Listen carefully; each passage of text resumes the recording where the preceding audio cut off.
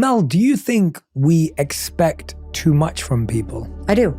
I think everybody's really busy and life is very overwhelming. And you have no idea what's going on in other people's lives. And we've gotten to a point in today's world where if I text you, I expect Jay to respond. And if Jay doesn't respond, then I make it mean something about Jay or me. And I hate that because it doesn't give people grace. We're constantly expecting people to show up a certain way and then judging them when they don't, instead of stopping to consider that other people have lives and other people have a lot of things going on. And sometimes when people go silent on you, it has nothing to do with you. It has to do with a crazy busy period in life, or it has to do with the fact that something's going on with their family. And they're so drained at the end of the day that the last thing they want to do is talk to anybody. And so I do think we expect too much because relationships feel very like transactional. You do this for me, I do this for you. I text you, you better text me back. Now, there are rules in terms of just being courteous to people and being gracious to people, but I'm deeply concerned, Jay, about the rise of both estrangement. I'm concerned about the amount of posts that go viral about, I got my life better because I cut all the toxic people out. And I stop and think always, well, did you have a conversation about what was bothering you? Because if you just ghost other people or you use the silent treatment, that's actually punishing somebody. And that's extremely immature, actually. It means you can't handle your own emotions, which is why you don't have a hard conversation about what you need or how someone's behavior is impacting you. And if you haven't had that, it's a very immature move to just cut somebody off.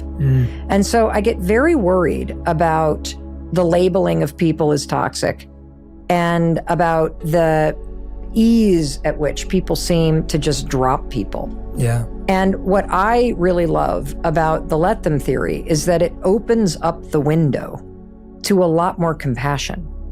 Because we're quick to think that if somebody hasn't texted you back, or you've texted somebody a couple times and they haven't responded, that you did something bad. And it's perfectly fine to be like, did I do something? I noticed you haven't responded. Is everything okay? If they don't respond then something's probably wrong, either with them or with you, and you get to decide what you're going to do next. But I am worried about the combination of people being isolated, of people spending way too much time on their phones instead of with each other, and that we've gotten very transactional with one another. And it's easy to forget that people have a lot going on and they're not thinking about you as much as you're thinking about them. And just because you have time to text them doesn't mean they have time right now to text you back. And I guarantee you when they saw your text, they probably thought, oh my God, I love it. I got it. And then something came up. Yeah. And so I do worry about it, Jay. I do think we have too much of an expectation of something in return. Yeah. And when you start to use this theory, what you're also going to notice is this. When you start to say, let them, you will notice that maybe you're the sibling that reaches out more. And it might bother you. Because when you say, let them, and you keep reaching out and they don't reach out, or you have a group of friends and you notice that when you stop reaching out or making the plans that you're not included in theirs, and that hurts. Yeah. The thing I used to do when that happened is I would make it about me. I would make it like some deficiency in me. And what I've learned using the let them theory, and really just saying let them, which detaches from the hurt, it detaches from the judgment. It reminds you that adults are allowed to live their lives. Adults are allowed to come and go in friendship. They're allowed to prioritize certain people at certain times. They're allowed to have busy periods at work. They're allowed to fall in and out of communication. And the more you let people live their lives, the better your life gets, and the more compassionate of a human being you become. And the more I've started to recognize, oh, wait, like my social life is my responsibility.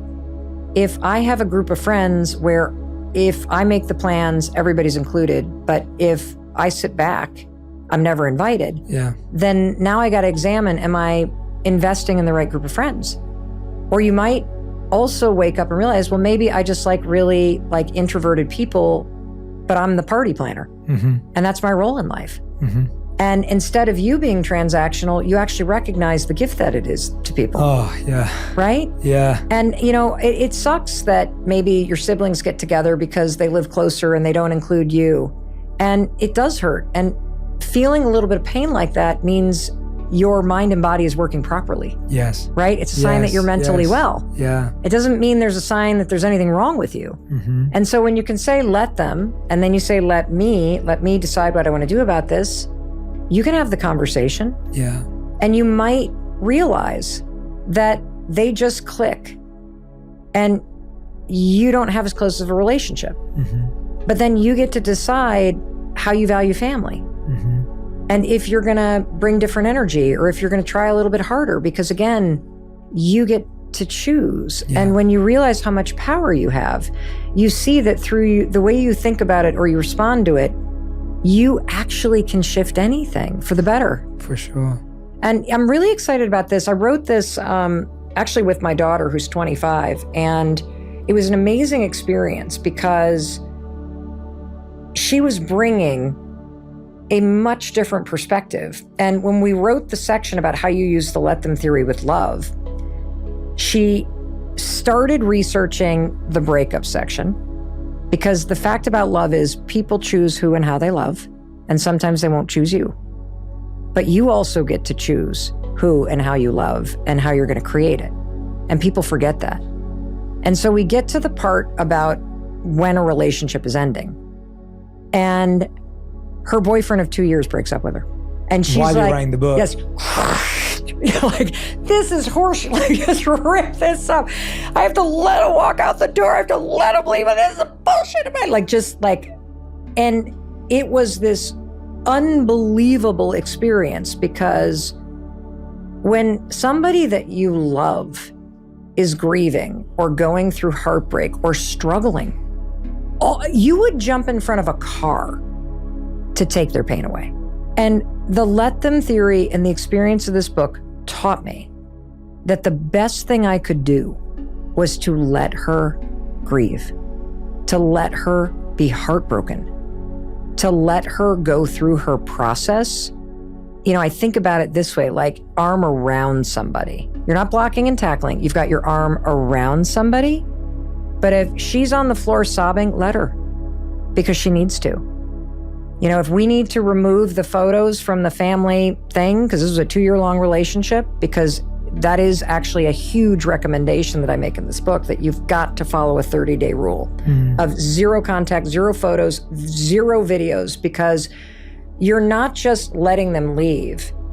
You have to unlearn the patterns of your life that were with them. Yeah. It's a withdrawal, like it's anything else. Yes. Yeah. And any sign of that person actually triggers the old patterns in your nervous system, and it delays your ability to move through it. Absolutely. And it's impossible when you're in it to just let them move on, because every part of your wiring and programming, you're going to want to check their location. You're going to want to listen to the voice memos. You're going to want to saturate yourself, because the life that you wanted is over. And you're either going to trap yourself in a life that you're no longer in by watching their life play out from afar. And you're going to keep re-triggering these patterns in your nervous system, because you're going to keep this person in your life even though they walked out the door, which is why you have to let them. And then you've got to let me do the hard part, which is I get to choose how I'm going to move through this. And the research is also really empowering. It gets better for the majority of people. 71% of the people start to feel better by 11 weeks. That's the number, 11 weeks. 11 weeks. And you may feel better in 11 days. What happens at 11 weeks? What happens at 11 weeks, if you're not cyber stalking somebody, is that you've actually allowed your body to break the old patterns. Right. See, the reason why when you're going through a heartbreak, and heartbreak and breakups are just like death. That's what they are. For sure. Because you're grieving what's no longer there. The life you had, yes. The life you could have had. Yes. And Aside from the 30-day rule, which is remove, like, do not look at voice memos, location, social, nothing, no photos, because it triggers everything to stay alive in you. But during those 30 days, what's going to happen is every time you wake up, you're going to feel them there because your body remembers. That doesn't mean that's a sign you should get back together. Yeah. That's actually a sign that you're unlearning something. Let those memories come up. Let your nervous system process this. Every time you have news in your life, you're going to want to reach out to them. Why? Because that was the pattern. That doesn't mean you should. Yeah. So you've got to do the let them leave and let me remind myself I'm going through this process. And every day that you do that, you're actually unlearning these patterns. And by the time you get to about 30 days, you feel less intoxicated. Another huge recommendation is do something in your bedroom, like paint a wall, move the bed, do something because you spent a lot of time there. So walking back into it is like a graveyard of your old life, and it can be very triggering. And so she did that. And the 11-week mark is important because what's happening is you're now starting to create new patterns. As you've let them leave, you're now letting me move on. You're letting me take the actions that show me that my life is moving forward. And my therapist, Ann Davin, who's the smartest human being I've ever met, she said, you know, Mel, the thing for Sawyer to ask herself is if she knew that the love of her life were literally just a couple months away, what would you do right now with this period of time? And when you think about it that way, because again, as long as you're holding on to somebody who already left, you actually are not open to meeting anybody else. That is beautiful. That idea of what would you look like? What would you be thinking? Yeah. How would you behave if the love of your life was 2 months away? Yeah, or 2 years ago, or a year away, yeah, or whatever. It is, yeah. You see, because when somebody leaves that you love, you think you're unlovable. You actually think you're never going to find it again. Mm-hmm. You hate yourself. That's why most of the advice about this is complete bullshit. Go love yourself? How the hell am I going to go love myself when the person I love more than anything just left me? Mm-hmm. I hate myself. I despise myself. I am terrified of the day that they're going to meet somebody. Yeah. I'm never going to find that again. I'm never going to have sex like that again. I'm not, like, you hate yourself. And so telling somebody to just go on a revenge diet or you gotta love yourself, it's horrible. Instead, I want you to face reality. They left, let them.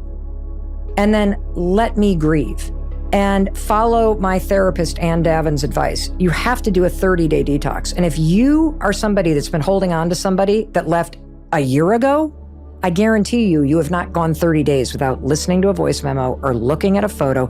You are keeping them alive, which is keeping you trapped in something that's dead. And your inability to let them go and let them leave, and then let me accept reality and start moving forward and let me believe that the person that I am meant to meet, they are in the future, they're not in my past. And by the way, even if you kind of hold out secretly hope, it might be the person from the past. It might be. But they're not the version from back there. And neither are you. And neither are you. And so you have to, again, come back to where the power is. It's not in getting them back. It's not in making them jealous. Because if you focus on making that person jealous or blah, blah, blah, where are you putting your power? Them. And something you can't control. Mm-hmm. You have to put your power here. And the reason why I love the 30-day rule and the 11-week mark is because it's the truth. This is going to suck. The only way to get over someone and to go through heartbreak is to go through it. There's no avoiding it. There's only delaying it. And we delay it. Mm-hmm. Because we don't want to accept people as they are. Yeah. When somebody breaks up and leaves or cheats on you, they have just revealed who they are. For sure. And your inability to accept it, instead of explaining it away and living in a fantasy up here, that's what's keeping you from having and creating the love you actually deserve and want in your life.